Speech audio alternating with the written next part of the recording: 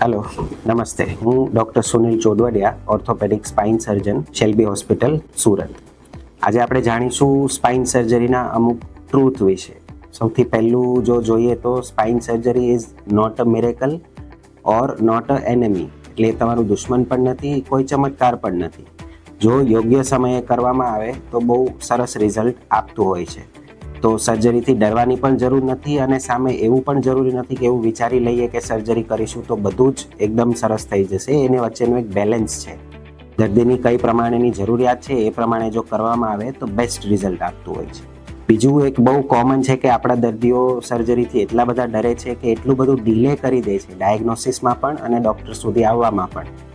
તો ઘણી વખત delay is more dangerous than spine surgery itself. એટલે એવું કહેવાય કે તમે જે આપણે સમય વધારે પડતો લગાવી દઈએ તો એ એટલો બધો ડેન્જરસ થઈ જાય કે એ સ્પાઇન સર્જરી કરવા કરતાં પણ વધારે જોખમી હોય. કારણ કે જે સ્પાઇનલ કોર્ડ અને ન્યુરલ સ્ટ્રક્ચર્સ હોય છે બહુ સેન્સિટિવ હોય છે. જો લાંબા સમયથી એના પર દબાણ હોય અને આપણે એને અવગણીએ તો એ અંદરથી એમની શક્તિ ઓછી થતી જતી હોય છે. પછી સર્જરી કર્યા પછી પણ રિકવરી સારી નથી આવતી હોતી. તો delay is more dangerous than spine surgery itself. તો જો કોઈ પણ પ્રકારના સિમ્ટમ્સ હોય જે દવા કસરતથી સારા ન થતા હોય તો યોગ્ય સમયે કન્સલ્ટેશન કરી, એક્ઝામિનેશન કરી અને જો જરૂરી હોય તો સર્જરી વિશે જરૂર વિચારવું જોઈએ.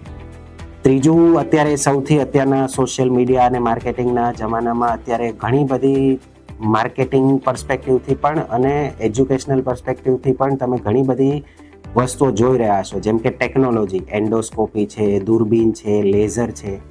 તો સ્પાઇન સર્જરીની સક્સેસ એ કોઈ ટેકનોલોજીથી ડિસાઇડ નથી થતી, પણ કયા ઇન્ડિકેશન માટે તમે સર્જરી કરી રહ્યા છો અને દર્દીની ચોઇસ એના પર આધારિત હોય છે. તો જે પેશન્ટમાં કરેક્ટ ઇન્ડિકેશન એટલે કે કરેક્ટ સાયન્ટિફિક ઇન્ડિકેશનથી સર્જરી કરવામાં આવે તો રિઝલ્ટના ચાન્સીસ વધી જતા હોય છે, નહીં કે ટેકનોલોજી. યસ, ટેકનોલોજી જરૂર આપણને અસિસ્ટ કરી શકે. જે હેવી પેશન્ટ હોય, ડાયાબિટીસ, બીપી હોય તો દૂરબીન અથવા મિનિમલી ઇન્વેઝિવ સર્જરીથી એક આપણને એડવાન્સ જરૂર રાહત મળી શકે કે દર્દીને ઓછા નાના ચીરામાં ઝડપી રિકવરી સાથે સેફ સર્જરી થઈ શકે. પણ પ્રાઇમરી પ્રિન્સિપલ એટલે કે મેઇન હેતુ સર્જરીનો કયા દર્દીમાં અને કયા પ્રકારની સર્જરી કરવી એ એકદમ યોગ્ય ડિસિઝન જ આપણને સક્સેસની ગેરંટી આપે, નહીં કે ટેકનોલોજી. તો ટેકનોલોજી અસિસ્ટ કરતી હોય છે, ટેકનોલોજી ડિસાઇડ નથી કરતી હોતી સક્સેસ. બીજું એક બહુ કોમન હોય છે કે સર કમરનો દુખાવો સર્જરી કર્યા પછી સારો થઈ જવો જોઈએ, અથવા એ લોકોને એવું મેઇન ભ્રમણા હોય છે કે સર્જરીથી કમરનો દુખાવો સારો થાય છે. પણ સર્જરી આપણે નસને ફ્રી કરવા માટે કરતા હોય છે મેઇનલી.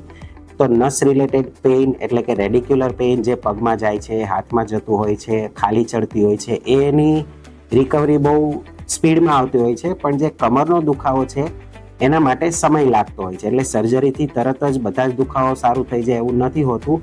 યોગ્ય રીતે કસરત કરીએ, સ્નાયુઓને ઇમ્પ્રૂવ કરીએ ક્વોલિટી અને લાઇફસ્ટાઇલ બદલીએ ત્યારે કમરના દુખાવામાં ફરક પડતો હોય છે. તો સર્જરી મેઇનલી નસના દુખાવા માટે કરવામાં આવતી હોય છે, નહીં કે કમરનો. તો એ વસ્તુ યાદ રાખવી બહુ જરૂરી. અને સૌથી લાસ્ટ એટલું જ જણાવીશ કે અત્યારે મોડર્ન સ્પાઇન સર્જરી બહુ જ સેફ થઈ ગઈ છે. ટેકનોલોજી સાથે ઇન્ડિકેશન જેમ સ્પાઇન રિલેટેડ રિસર્ચ આગળ વધતું જાય છે એમ અત્યારે આપણને ઘણા બધા ફેક્ટર્સ જાણવા મળતા હોય છે કે જેનાથી આપણને પેશન્ટને સેફટી મુજબ સર્જરી કરી શકતા હોઈએ છીએ. તો અત્યારે હવે જે જૂનો સર્જરીનો ડર હતો એ હવે રાખવાની જરૂર નથી. યોગ્ય રીતે કરવામાં આવે તો સ્પાઇન સર્જરીનું એકદમ સરસ રિઝલ્ટ આવતું હોય છે. તો અંતે એ જ કહીશ કે હવે આ સમયે સ્પાઇન સર્જરીથી ડરવાની બિલકુલ જરૂર નથી અને જ્યારે જરૂર હોય ત્યારે કરવામાં આવે તો સ્પાઇન સર્જરી બેસ્ટ રિઝલ્ટ આપતું હોય છે. Thank you.